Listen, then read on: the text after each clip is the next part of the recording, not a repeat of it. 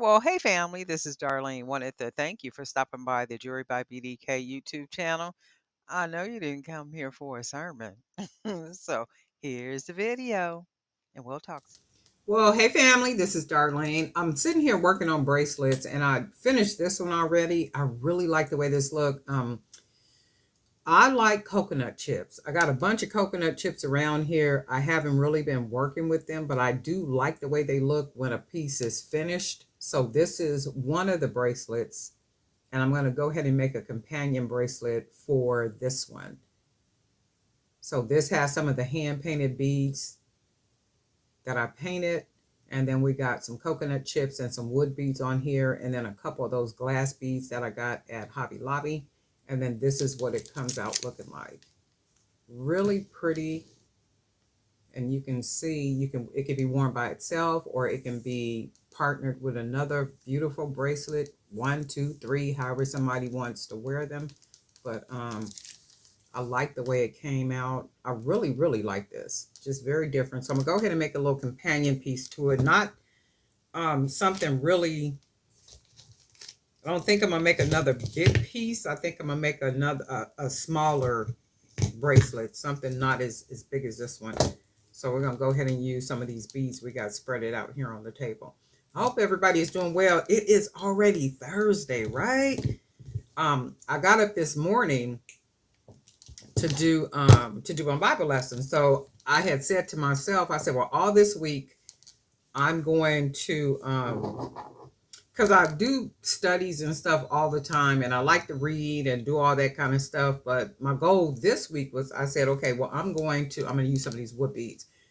I said my goal is to get in at least 3 or 4 really good solid studies, Bible studies, right? So I did pretty good. I got 2 in. And then today is Thursday, so I got 1 day left in this week. So I'm like, okay, well, I'm gonna try my best when I get up because I usually get up really early in the morning. So I'm thinking if God says the same, I will get up in the morning and do another lesson. And I generally be sharing the lessons on my Facebook page. I'm gonna use these little small beads too because they look like they'll match good.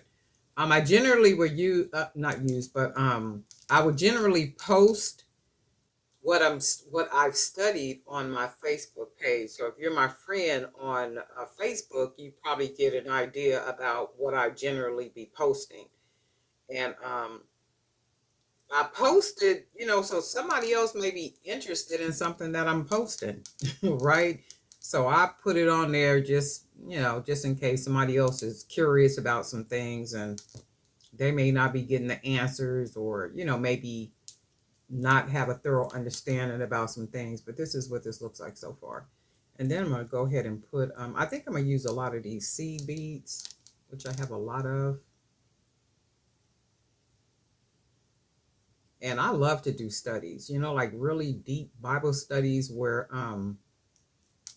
most people don't go deep. Even in Bible classes, they kind of cover the surface. They don't go really, really deep into the word and like really dissect it and try to figure things out.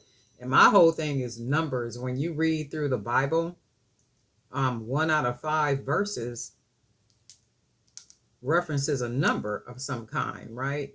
So my thing is, okay, well, what do those numbers mean? And when you start going through the scripture, you start learning, numbers are really significant and symbolic when it comes to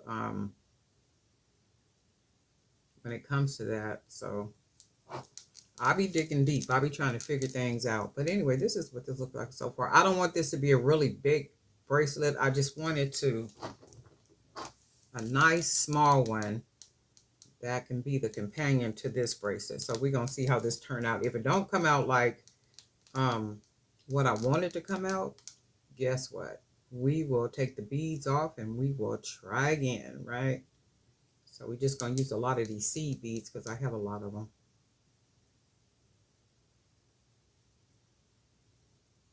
But anyway, that's my whole thing. And I just think that if you are a Christian, Studying the word is your responsibility.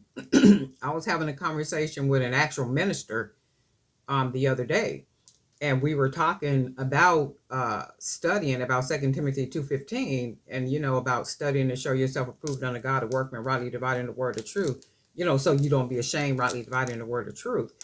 And I was saying to him, that's one of the scriptures that uh, ministers will generally use to try to encourage folk to come to Bible class. And that's really cute. Look, just by itself, right? I really like that. I'm gonna take one of these beads off, but it's one of the scriptures. Well, the main scripture that ministers will use to try to convince folk to come to Bible class. And I was telling him that that's not an applicable scripture, because it's when you think about it, it says study to show thyself. Thyself is an individual. Study to show thyself. That's one individual person. Study to show thyself approved unto God. A is singular. That's personal. That's not a plural. That's not a group. That's not anything to do with, more than one person. So I was saying that to him. Now, the thing is, if you remember when the groups of people used to go to Jesus in the morning, and they would be taught in the mornings by Jesus or by John or by Paul or any one of those apostles, it was groups of people that came to any one of them and they were taught, right? So that you can use as an example, because if we're supposed to be imitators of Christ, guess what? That's a really good example for a minister to use. Okay, this is an example of why we need to come together in Bible class, because Bible classes are not mandated. Those are not mandated in the Bible. However, fellowshipping on a Sunday is mandated, right? So I was saying, if you guys, not you guys, but people in the sense of ministers or anybody else, need to stop using that Second Timothy scripture, because that's not applicable, right? That's individual kind of stuff right there. But we had a really good, really good talk about it. This is really cute. I like this by itself. Look, I really like the way the wood beads look right there too. But then I was saying, Second Timothy can be used as a follow-up scripture, in the sense of once you tell people or kind of make people aware, okay, well, groups did come together to learn about scripture, and so that they can go out and teach others and all the 1, 2, 3s. And then you can come back with the follow-up scripture of 2 Timothy 2:15.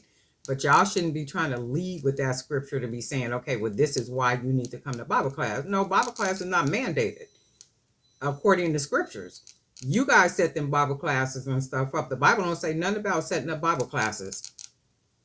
It don't say nothing about that. It don't say nothing about y'all setting it up 3 days a week, 4 days a week, all that other kind of stuff. And then we were also talking about like Sunday worship service, right? And in the scripture, it says to keep the Sabbath day holy and to fellowship on that day. But guess what? It don't even specify how many times you're supposed to come together on that day. It just says to keep that day holy. And if we keep our days holy outside of just a Sunday, right? Who says we have to come back 2 and 3 times during a Sunday? That's just be my conversation. I go because I like going. I enjoy going. Every time something is going on, I enjoy going. But I was saying, to the person, you guys can't condemn people and say people are wrong because they're not doing certain things that you believe that they should be doing, right? If there's no scripture for it, there's no mandate in the scripture for it, guess what? Y'all need to stop saying that to people. What you think about this? Because I'm going to be making bracelets all day, because I need to take pictures, and then I need to stock up on my inventory and stuff. So I am going to be making bracelets and stuff all day. But I really, really like these. You guys let me know what you think. But anyway, darling, night for Jerry by BDK. And guess what? We'll talk.